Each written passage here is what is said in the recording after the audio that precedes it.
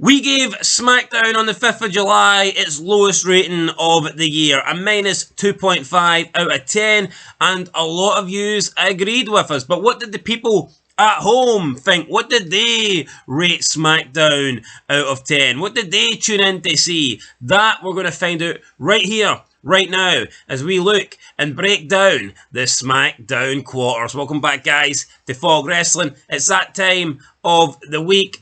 It's time for SmackDown quarters, and shout out to WrestleNomics, by the way, who took about 10 years to upload all the ratings this week. Therefore, we're backtracked and having to make a load of ratings feeds during the one period of time, which is quite frankly pissing me off. We already have to talk about shite wrestling for the review, and then we talk about shite wrestling for the rating, and then we talk about shite wrestling for the quarter breakdown. There's a lot of shite wrestling being spoke about. Oh aye, and it'll continue to go on, but WrestleNomics, that $4.99 we pay, or whatever it is. $4.95, brother. $4.95, aye, well, there's going to be another 4p took off it, because, you know, what's this all about, man? You've got nothing else to do with your life for WrestleNomics. I mean, come on, Brandon. Brandon. It's alright when Eric Bischoff shows it, but Big Fog's trying to make a fucking buck or two, your arse collapses. Fucking reel it in. You can't be releasing like 10 quarters at once and expecting us all to make vids in the one day. It doesn't work that way, does it? It doesn't work that way, Eric. No, it doesn't. But here, this show got a minus 2.5 from us. Let's see what the quarters for. Quarter 1, 8 o'clock to 8:15. Jey Uso, LA Knight, Carmelo Hayes, Chad Gable, Andrade, and Drew McIntyre. Live promo. The 6 men competing in the Money in the Bank match got a 2.425 million, and this, of course, was the highest rated quarter of the show. So SmackDown starting strong. Yeah, SmackDown starting strong. Is it surprising? I mean, the go-home show to Money in the Bank. SmackDown always starts strong, though, doesn't it? And it was always going to go down for your acts. Well, you know what, Drew McIntyre was really good. The rest just fucking stood there and took abuse from him. Yeah, well, I mean, it's the top. It's the guys. It's the competitors for the Money in the Bank match. So, I mean, this should be doing well. Moving into quarter 2, 8:15 to 8:30 p.m. We get Bayley, Chelsea Green, and Piper Niven backstage. We then get Bayley and Naomi backstage, and we then get Pretty Deadly versus Street Profits. This lost 12% down to 2.127 million. And almost 300,000 people tuned out between quarter 1 and quarter 2. Is it surprising? I don't think so. A bunch of women here. Bayley's title reigns absolutely sucked. And you can't expect anybody to care about Pretty Deadly versus the Street Profits. Fun fact, the first 33 minutes of SmackDown, Joe Biden's address or whatever he was doing overlapped it. So, will we cut them some slack? No is the answer, because you know what? The first quarter happened in the first 33 minutes, and that did alright. So, I mean, Joe Biden, incoherent, just like us. You look at quarter 2. Here, hold on here. We're making a lot of these wrestling vids during the AM hours. 2 a.m., 3 a.m., 4 a.m. Joe Biden's speaking at peak times after he's been injected with God knows what. I've made a few wrestling vids during peak times, and I'll admit, my head's up my arse. I'm trying to put us over here. I'm trying to bury Joe Biden, and you're trying to put him over. All you need to know is I have a few Make America Great Again hats. I don't have, you know... Keep America... No, what's Joe Biden's slogan? Keep my... He probably doesn't have a slogan. He's got dementia that he would just forget it Ice anyway. cream. Ice cream, kids. So that's why CM Punk's a fan. We want ice cream bars. Anyway, right, let's move on here. Quarter 3, 8:30 to 8:45 p.m.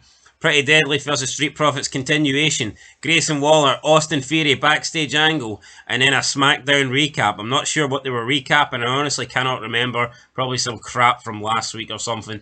This went up 5%, and it did 2.226 million. So yeah, an increase of about 100,000. Could that be 100,000 people tuning in from the Joe Biden promo that he cut or attempted to cut? Joe Hadden. Who's Joe Biden in the wrestling world in terms of promos? Is he like a Ricochet? A Ricochet? Justin Gabriel. I like the flowers. What? Remember that promo in NXT? No, thankfully I forgot it. He's like, yeah, you have to cut a promo, and it like they spun the wheel, and it was like flowers. He's like, I love flowers. It's quite a good favourite of mine. Fucking awful. No wonder he Talk got. about sink or fucking swim. No wonder he got released, for fuck's sake. Anyway, quarter four. Both raising and playing. Candice LeRae, Indy Hartwell taking on Bianca Belair and Jade Cargill. We got post-match SmackDown recap. This went down 1%. I mean, I wouldn't tune in to watch this, so yeah. 2.199. Well, what can you say about it, man? It's fucking garbage. I would tune in to watch fucking any of it, even though I did. Yeah. Don't want to. Yeah. Anyway, quarter five, 9 o'clock to 9:15. We get Cody Rhodes, Kevin Owens, and Randy Orton cutting a live promo. By God, this promo sucked, but the ratings did not. It went up 10% to 2.424 million. So yeah, big increase here. And again, whether they delivered or not, it's the main event for Money in the Bank. It's a World Heavyweight Champion. It's Randy Orton, who's a legend, and some fucking fat guy from French Canada. So, I mean... It was an awful promo, right? Honestly, I thought it was the worst promo of the year. It's the start of the second hour. You know, well, second hour, first. What do you call it? Is it the first or the second? What's that? It's the top of the hour. It's the beginning of the first. Beginning of the first hour? No, beginning of the second hour. First hour's already happened. Right, so it's up 10%, but it's simply because of where it is. Well, I think you need... No, it's because of who's in it as well, though, isn't it? Yeah, but... It's a combination of both. It's a combination of both, but anybody that tuned in and stayed tuned, because it fucking sucked, man. Anyway, he can barely speak. No, but you know what? At least we have... Wait, well, hurry up. Spit it out. Fucking Cody Rhodes. What do you want to talk about? What do you want? He's passed over to the Viper. He's slithered along with a wee baldy fucking dome. I can't remember what he fucking said. He said, "Oh, I can't wait to dish you a few RKOs," and Owens is like, "My fat mama's in the hospital." And that was pretty much it. Hey. Oh, sacre bleu! Wee wee! Moving into quarter six, don't worry, we had the women's champion to keep the rating strong. Bayley versus Piper Niven. Post-match with Nia Jax and Michin down 8% to 2.237 million. So almost 200,000 lost here. Bayley has been a horrible champion. Moving into quarter seven, we have a horrible main event. A-Town Down Under versus DIY. Lost another 5% here, 2.132 million viewers. And then quarter 8, 9:45 to 10 PM, the continuation of the tag team match and a Solo Sikoa promo. This went up 7% to 2.278 million. So, yeah, almost an increase here of 150,000 to end the show. See, before I go into... Well, actually, I'm going to go into fucking rant mode. You went on rant mode during the actual review, so let me do it in the quarters. See, when the last two quarters and the last half an hour of the show is dedicated to A-Town Down and DIY, you've got a major fucking problem on your hands, alright? And before anyone goes, "Oh, but they actually gave Solo Sikoa a minute." I don't give a fuck if we had a minute or 10. These four fucking jabronis shouldn't be getting 3 minutes, let alone 30 minutes. I would maybe give them the 3 seconds it takes to beat them in a squash match, like, but other than that, that's the only time they deserve. No, see, back in the day, man, see, I know we always say back in the day, but you know what? Well, hold on, no, when did Raw ever go off the air with two fucking jobber teams facing each other in the last half an hour? Listen to my point, though, right? See, unless it was a mega match, they did not dedicate the last half an hour to a match on Raw. Aye, but if they did, it would have been top stars. I mean, it would have been legit main eventers. A few off the top of my head is TLC, Raw Roulette, dedicate the last half an hour to that, which I think's, fucking justified. I can think of Austin and Triple H against Jericho and Angle. I can think of the night after Mania X7 and Steel Cage. That went about half an hour.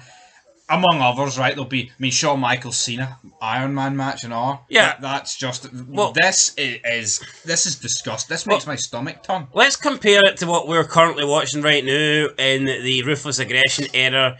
The Tag Team Championships on SmackDown. Well, we'll go with Raw since you were talking about Raw. It's Lance Storm and William Regal taking on the Dudleys. And I like the Dudleys and I like Lance Storm and Regal.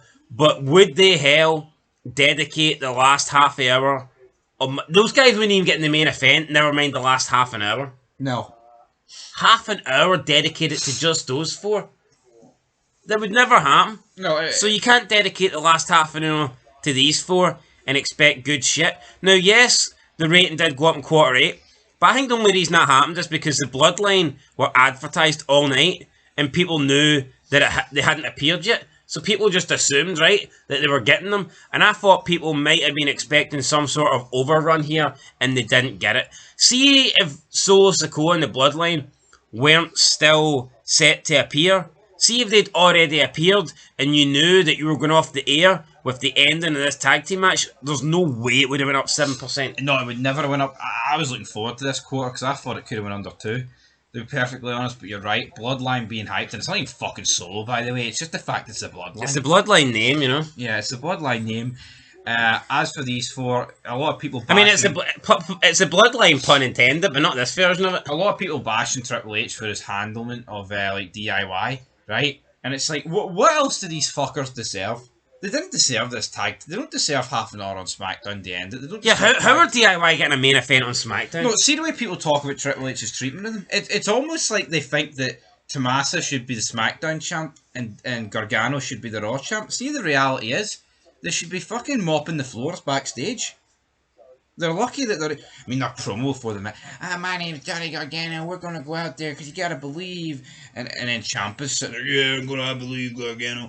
Fuck off. 2 jobbers, man. That's your SmackDown quarters. I hate wrestling. Fucking worst idea ever creating this channel. I don't go that far. Don't go that far. We've had some good moments. See, unless it's the old stuff. This stuff is fucking mince. Why don't we? Why don't we dedicate a half an hour video just to rewatching that DIY match? No, how can they be sitting around the... What's your answer? I don't give a fuck. Do I do it half an hour? No. Rewatching DIY versus A-Town Down Under? How can they be sitting around, right, the writers' table? And like, right, well, we've done a good job tonight. Ideas for next week? We're going to have DIY take up the last half an hour. They must be getting held hostage or something.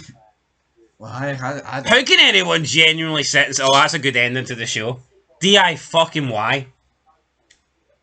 Yo, say what you want, right? I've buried the Revival, I've buried FTR, but they are way clear of fucking DIY.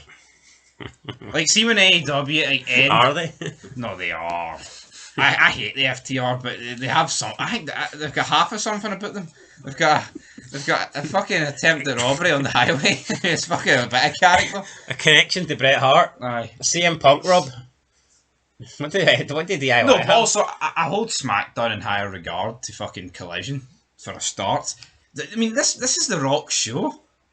Come on. What are we doing here? Now it's DIY show. It's fucking pish.